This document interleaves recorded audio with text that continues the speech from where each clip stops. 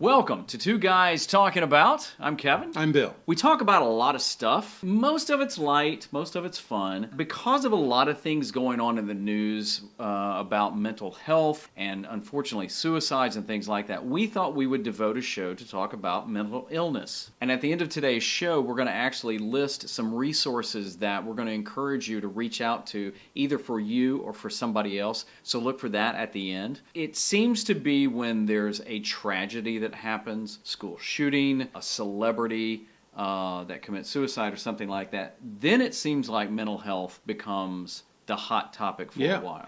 Wouldn't you agree? I absolutely agree. Recently the suicides of Anthony Bourdain and Kate Spade. Depression, clinical depression, is way more than being sad or down.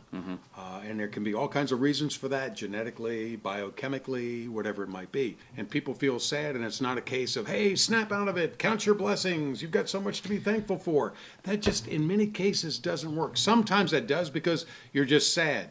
You're not depressed. We all have times when we're sad or you're down or you didn't get the job, you lose your job. But there is a feeling that comes over you with depression that is not like that. That is beyond that. And we just need to stop the stigma about it. We don't see it.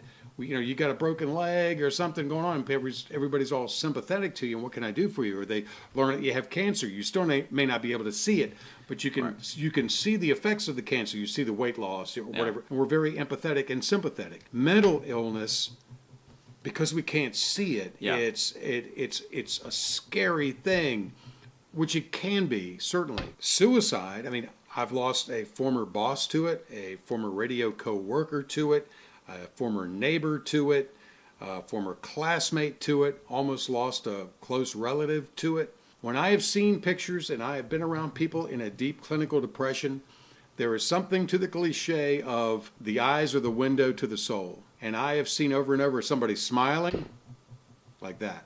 There's no life in their eyes. And when you see that, you got to get them help. And they may deny it, but you've got to get them help. And you said something earlier that I think is power, is that it's, again, I haven't been depressed. I've been sad. I've been upset about stuff. I've been in funks before, which is even tougher because I think I'm a pretty up guy all the time. You are. But everybody has down times. But depression is totally different. And I think, hopefully I've never been guilty of this, of telling somebody, just snap out of it and get over it.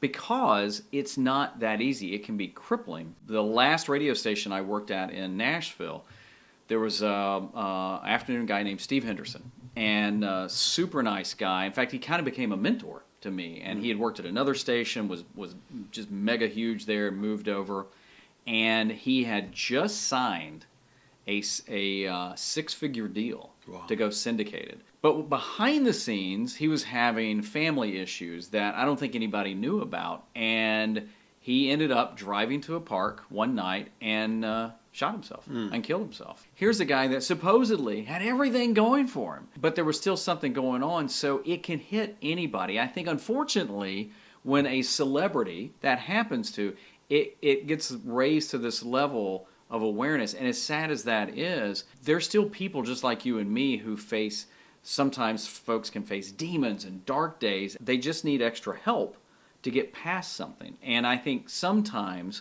we forget when then the story fades and it's not the top news anymore, that depression and mental illness still is a very real thing that continues beyond any studio lights. Well, yeah, if you haven't experienced it, you certainly know someone who has.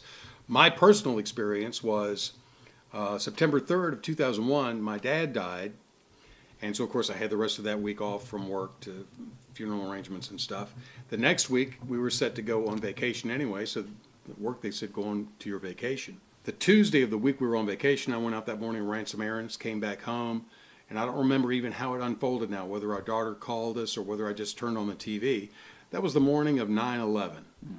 And then I just sat in the chair watching news for, it must have been 18 hours a day. And I went back to work in a manner of speaking, I guess. But I remember standing in my closet in the morning, looking at shirts and not being able to decide on one. Wow. I could not make a decision. I couldn't make the smallest decision. And it wasn't that I felt sad. It was that I felt nothing. I went to see a counselor, and she says, well, what's going on? I said, well, I don't know. She says, well, tell me what's going on. I said, well, I really don't have anything to talk about. 90 minutes later, I shut up. I said, what do you think? She says, what do you think? I said, I think I'm depressed. She says, I think you're right. I came out of it. Thank God. Many people don't. Yeah. You may see this and see changes in people, and don't assume it's just a sadness. If it is a prolonged event, you've got to get them help. And they may not know themselves that they're acting differently. The reason we just wanted to tackle this is because it just comes up occasionally, it feels like, and it becomes the hot topic, when in reality, it's an ongoing topic. And people suffer from it. You may have depression. You may have mental health issues that you're aware of, and there's no stigma attached to this. Yeah, we've got to stop the stigma. That's the biggest thing. Yeah, and for those of us that maybe don't suffer from depression or mental illness, it's having empathy with people that do, and then maybe directing them to some great organizations. There's national organizations, there's local organizations where you can talk, you can be anonymous.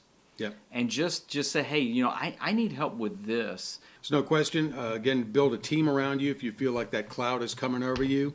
If you see a cloud coming over a loved one or a coworker, whoever it might be a part of a team for them. And I think when we all get together and start forming these, I think we can at least make a dent in this. I don't know what the true and final, if there is a true and all-encompassing answer to this, but we've just got to be aware of each other. But if you're struggling with this at all, you're not alone. No. But please get some help, and please let somebody know that you need help to get better. You are worth it. Absolutely. And we know this has been a different show, but we do appreciate you watching, and this has been Two Guys Talking About.